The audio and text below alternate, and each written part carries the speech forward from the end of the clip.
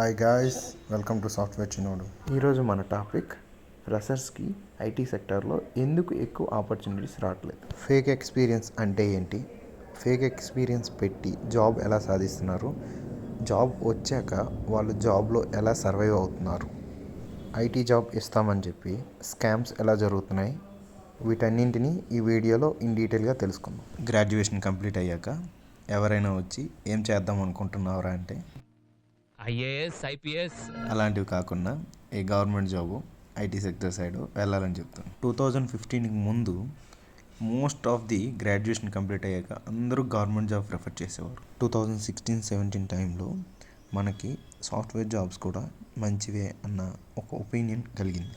తర్వాత అందరూ మెల్లమెల్లగా ఐటీ సెక్టర్ సైడు వెళ్ళడం స్టార్ట్ చేశారు. అప్పట్లో సాఫ్ట్వేర్ జాబ్ అంటే ఓన్లీ బీటెక్ వాళ్ళకే వచ్చేది. సో అప్పుడు అందరి అజంప్షన్ ఎలా ఉండేదంటే ఓన్లీ బీటెక్ వాళ్ళకి ఐటీ జాబ్స్ వస్తాయి, డిగ్రీ వాళ్ళకి రావు, అలాగే డిగ్రీ వాళ్ళు వెళ్ళినా సర్వైవ్ అవ్వలేరు అన్న అజంప్షన్లో ఉండేవారు. అప్పట్లో ఐటీ జాబ్ వచ్చిందంటే జాబ్ వచ్చిన వాడికి విలేజెస్లో అయితే ఎలివేషన్ సెన్స్ మామూలుగా ఉండవు. తర్వాత డిగ్రీ వాళ్ళు కూడా ఐటీ సెక్టర్లోకి వెళ్ళడం స్టార్ట్ చేశారు. 2020 అందరూ ఎగ్జామ్స్ కంప్లీట్ చేసి చాలా కాన్ఫిడెంట్గా సమ్మర్ని ఎంజాయ్ చేద్దాం అనుకున్న టైంలో వచ్చిందండి కరోనా.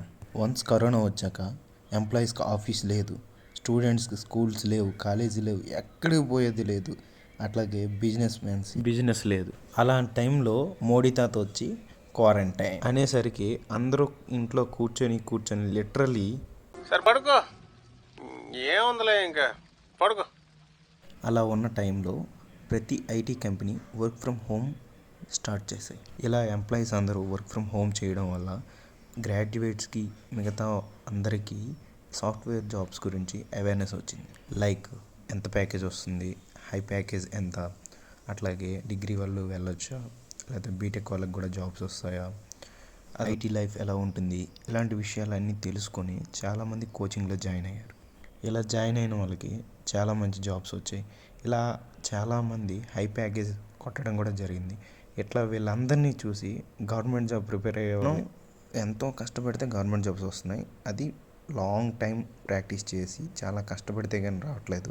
బట్ వీళ్ళు ఐటీ ఇండస్ట్రీలో చాలా షార్ట్ టైంలో మంచి జాబ్స్ కొడుతున్నారు, బెస్ట్ శాలరీ అని చెప్పేసి గవర్నమెంట్ జాబ్ ప్రిపేర్ అయ్యే వాళ్ళు కూడా ఈ ఐటీ సైడ్ వెళ్ళడం ప్రారంభించారు. అలాగే వాళ్ళతో పాటు ప్రతి ఒక్క ఐటీ సెక్టర్ వైపు వెళ్ళడం ప్రారంభించారు. ఇలా ఒకానొక పాయింట్ ఆఫ్ టైంలో ఏమైందంటే అందరి అటెన్షన్ గవర్నమెంట్ జాబ్స్ నుండి ఐటీ జాబ్స్ వైపు మారింది. సేమ్ టైంలో కంపెనీలు వర్క్ ఫ్రమ్ హోమ్ స్టార్ట్ చేయడం వల్ల వాళ్ళకి రెంటల్ అండ్ మెయింటెనెన్స్ ఛార్జెస్ చాలా తగ్గాయి.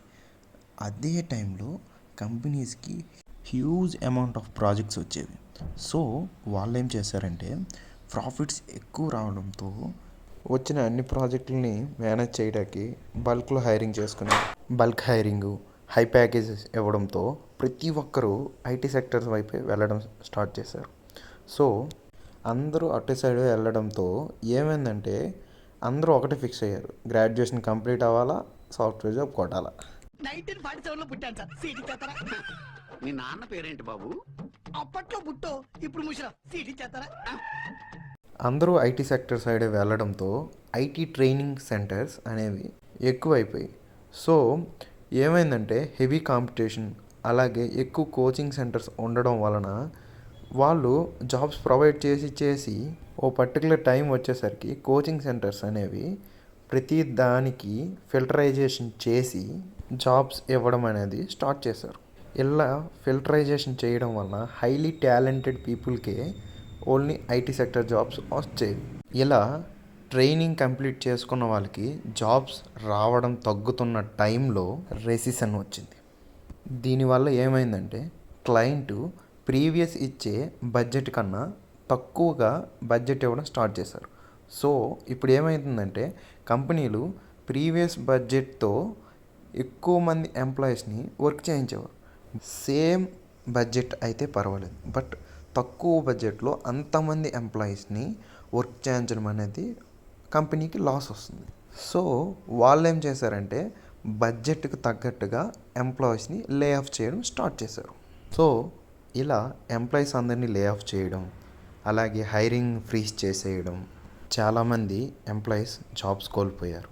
సో ఇప్పుడు ఫ్రెషర్స్కి జాబ్ రావడం అనేది చాలా కష్టమైన పనిగా మారింది. ఇలాంటి సిచ్యువేషన్స్లో కోచింగ్ సెంటర్స్ ఏం చేశాయంటే ఐటీ కంపెనీస్తో టైఅప్ అయ్యి ఓన్లీ వాళ్ళు హైర్ చేసే వాళ్ళ హైరింగ్ ఇన్ఫర్మేషన్ ఓన్లీ కోచింగ్ సెంటర్లో ట్రైన్ చేసుకున్న వాళ్ళకే ప్రొవైడ్ చేస్తున్నారు. ఇలా ప్రతి కంపెనీ డిఫరెంట్ కోచింగ్ సెంటర్స్తో టైఅప్ అవ్వడం వల్ల ఓన్లీ కోచింగ్ సెంటర్ జాయిన్ అయిన వాళ్ళకు మాత్రమే ఈ హైరింగ్ ఇన్ఫర్మేషన్ అనేది వెళ్తుంది. రిమైనింగ్ పీపుల్కి హైరింగ్ ఇన్ఫర్మేషన్ తెలియడం లేదు, అలాగే వాళ్ళు అప్లై చేయలేకపోతున్నారు.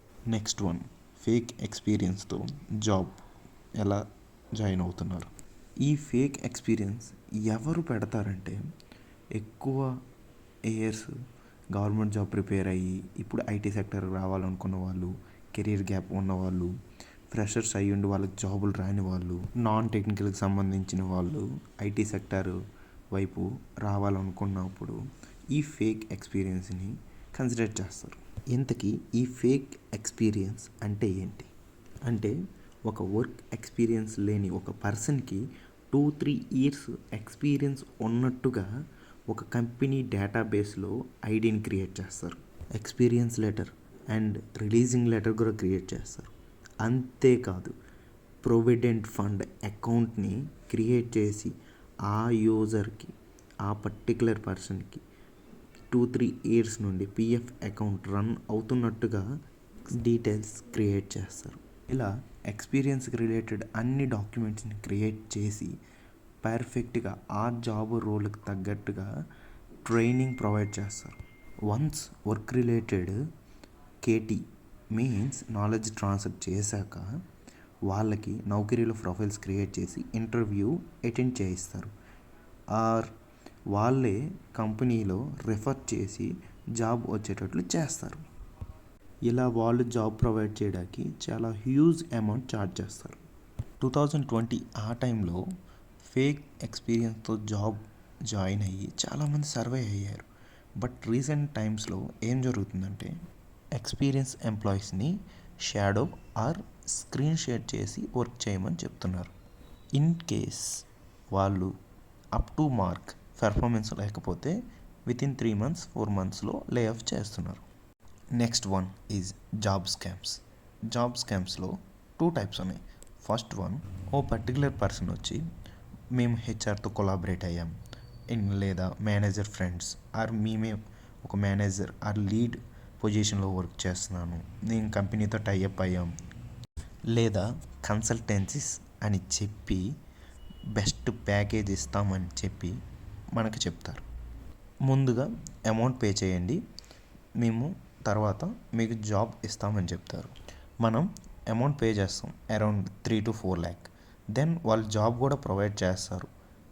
బట్ ఇక్కడ ట్విస్ట్ ఏంటంటే నీకు 1 or 2 months శాలరీ ఇచ్చేసి నువ్వు అప్ టు మార్క్ లేవు అని చెప్పి నిన్ను కంపెనీ నుండి రిమూవ్ చేస్తారు. Scam type 2. స్కామ్ టైప్ 1 లాగే జాబ్ ఇప్పిస్తామని చెప్పి ఆఫర్ లెటర్ సెండ్ చేస్తాం అంటారు. వన్స్ నువ్వు అమౌంట్ సెండ్ చేశాక వాళ్ళు ఆఫర్ లెటర్ సెండ్ చేయకపోవచ్చు. ఇన్ కేస్ సెండ్ చేసినా అది ఇన్వాలిడ్ ఆఫర్ లెటర్. సో ఇలాంటి జాబ్ స్కామ్స్ ఎక్కువగా ఐటీ ఇండస్ట్రీలో జరుగుతున్నాయి.